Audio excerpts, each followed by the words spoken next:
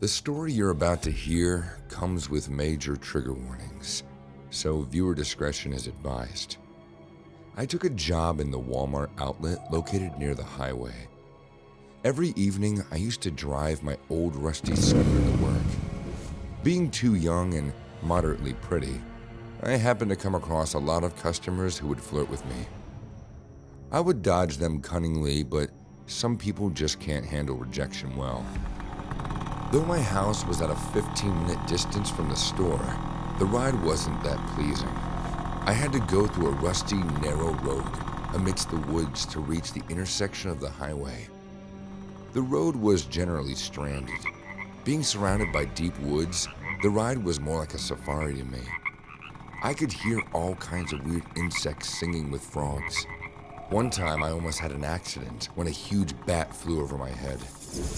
But I needed the job, so I couldn't afford to complain. It was a summer evening. I had just reached work and was busy parking my scooter at the corner when I heard the loud rumble of a Jeep coming close. Turning around, I saw two men driving it straight into the parking lot in a very reckless manner. The tires squealed as they hit the brakes hard.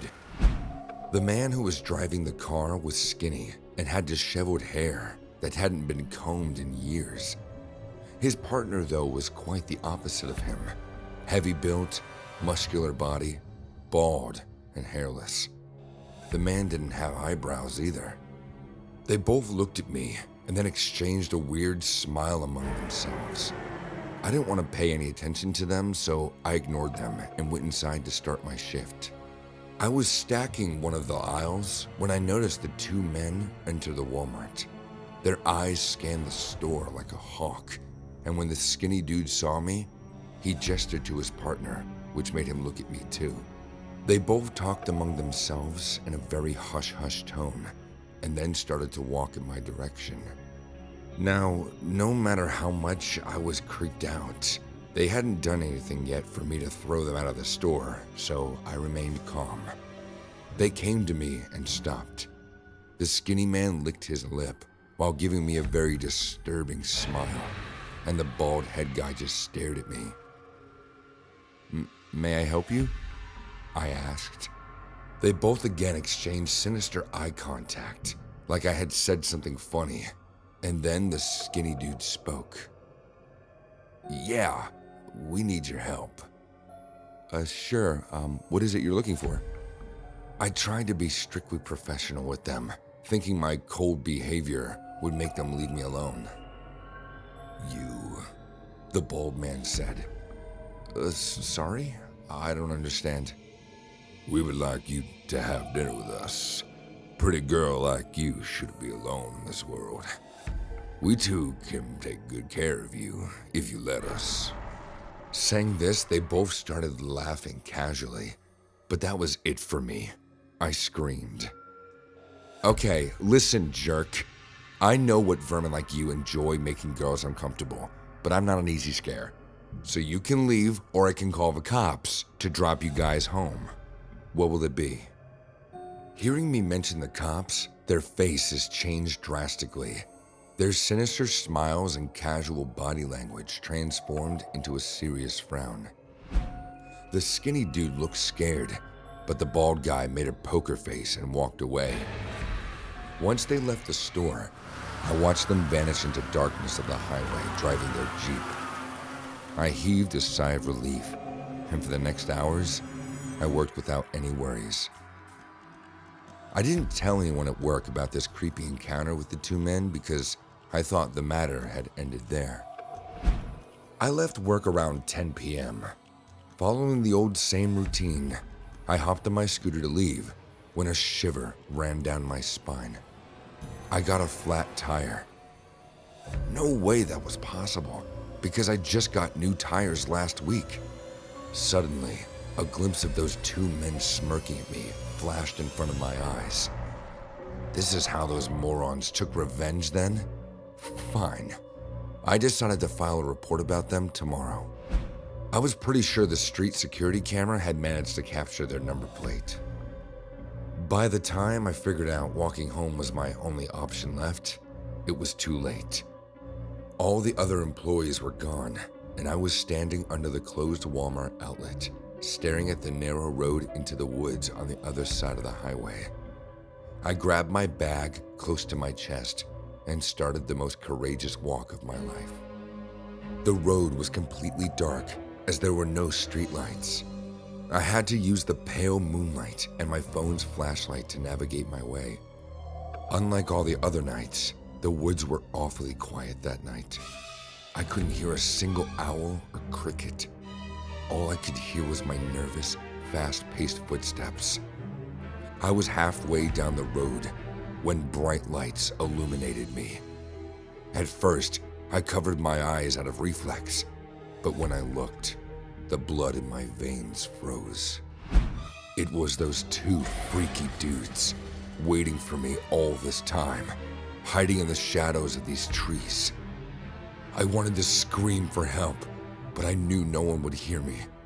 I slowly started to back off when they jumped out of their car and started walking towards me. To scare them away, I yelled at them. I have a gun! Don't you guys dare! I don't think so, little birdie. The skinny dude laughed creepily after saying that to me. I turned back and started to run. They started cursing at me and chasing me like a pack of hungry wolves. Suddenly, the heavy dude picked up a big, blunt, sharp stone and hit me with it. He aimed for my head, but I was lucky that one time it ended up hitting me in the shoulder. I felt a horrible pain and fell on the dusty road. The pain was so excruciating that before I could get back up and run, they caught up to me. The skinny dude grabbed my hair and lifted me. I started to make another attempt and tried to free myself, but the bald guy grabbed my shirt and ripped a chunk of my clothes from my shoulder. I realized I wouldn't be able to beat them physically, and I certainly had no weapon to protect myself. So I had to use my only asset now, my brain. The bald guy pushed me away, and the skinny man stood right next to me, ready to slap the hell out of me if I tried to pull one more stunt. I said in a fumbled voice, "Please, let me go." "It's not gonna happen. I tried to be nice, but you misbehaved. Now you get what you deserve, girl."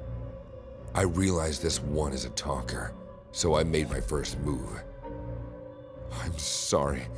I liked you, but he's the one who gave me the creeps."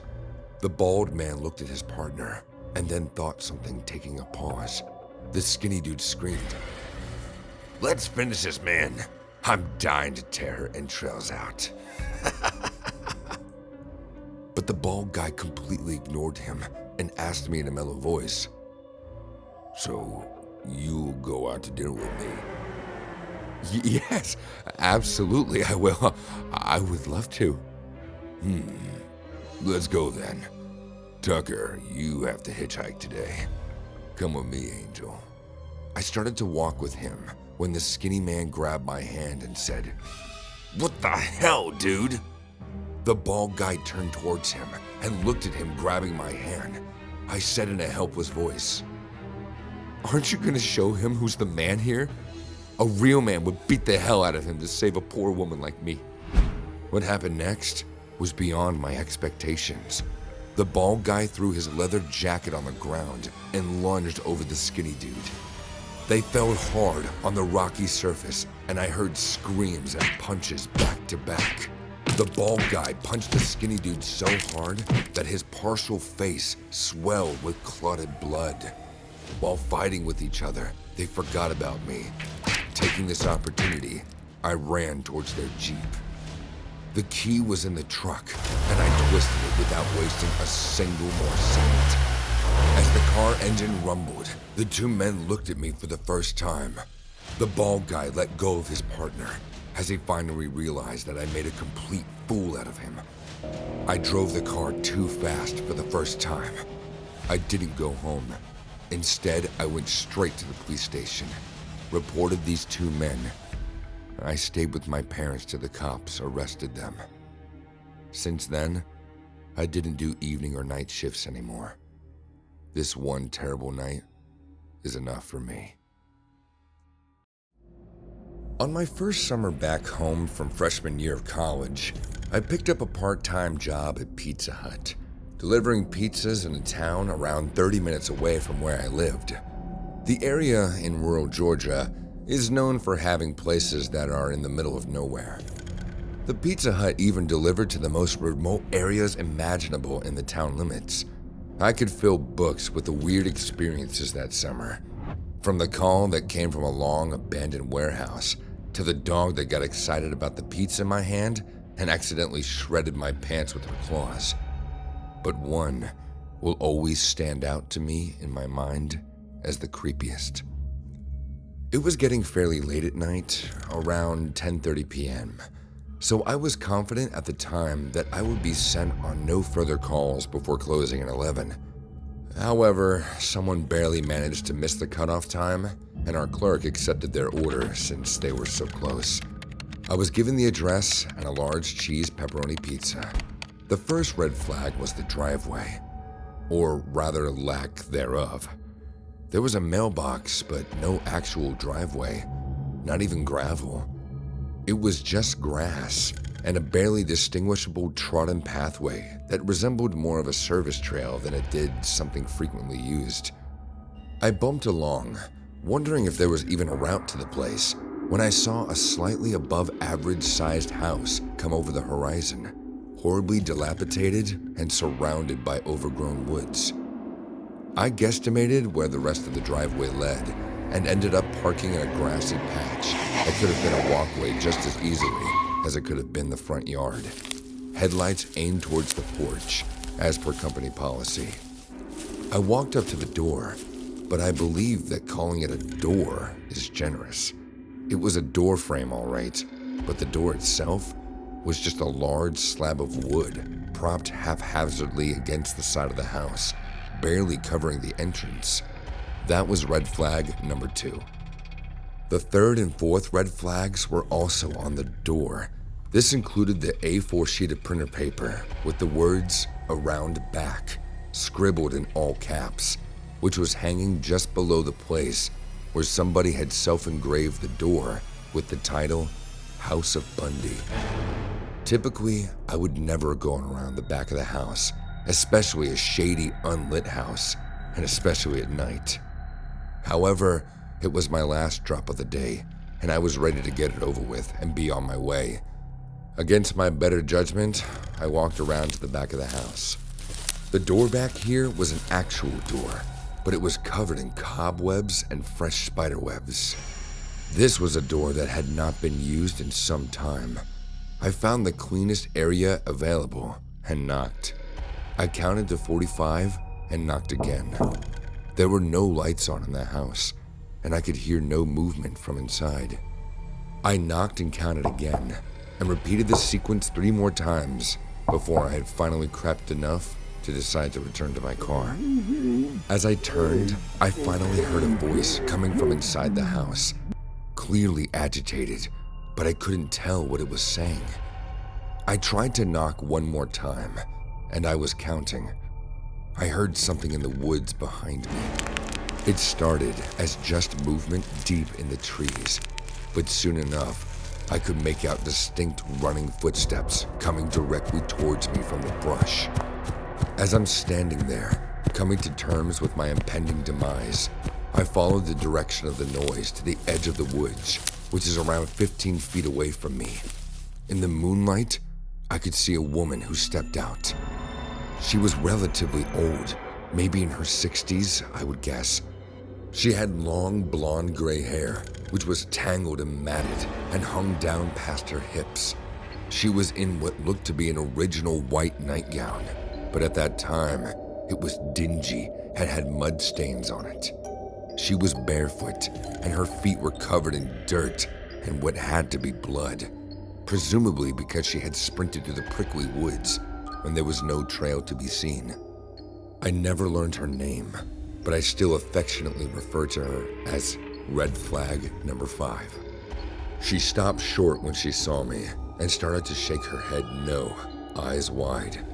She put her fingers on her lips, trying to tell me to be quiet. I will never forget her eyes. They were wide and creepy as hell. I stood there like a terrified deer in front of a predator.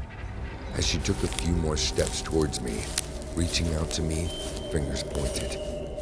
Her voice came out way stronger than mine would have at the time when she spoke. "Oh, no, honey. No, you need to get on. You get on out of here." I wish I could have said I listened. I ran. I left.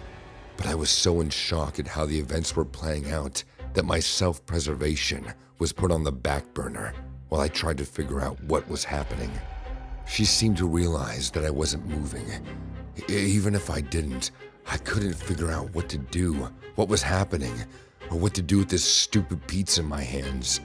She looked at me as if she could have smacked the hell out of me right then and there, and proceeded to deliver red flags 6 through 12. "Darling, did you hear me? Or are you deaf and dumb?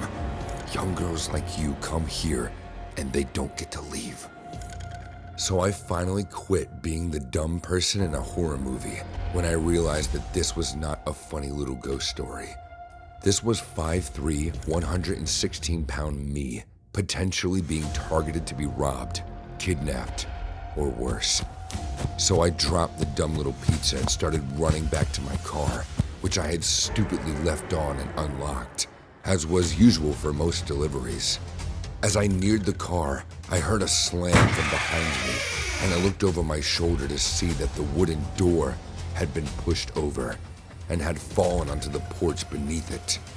As I was closing the car door, an older man was limping down the front steps, waving his arms like an airplane runway attendant at me, screaming, "You come back here right now! Come back, I said!" At a loss for what to do, I fumbled while trying to start my car. "Pizza's out back!" I probably broke all the traffic rules and sped my car like a storm. The man watched me leave with a blood-curdling gaze. Once I came home, I reported it to my manager, and he contacted the cops. The next day, I went to the same house with the cops and my manager. What we discovered made our skin crawl. The woman who I saw last night was lying dead in the basement of the house. Her throat was slit, and she had bruises and burn wounds all over her face. The entire basement was decorated with pictures of the famous serial killer Ted Bundy. Looks like the man who ordered the pizza and tried to stop me was pursuing the same path as Ted Bundy. So far, so much that he put Ted Bundy's name on the door.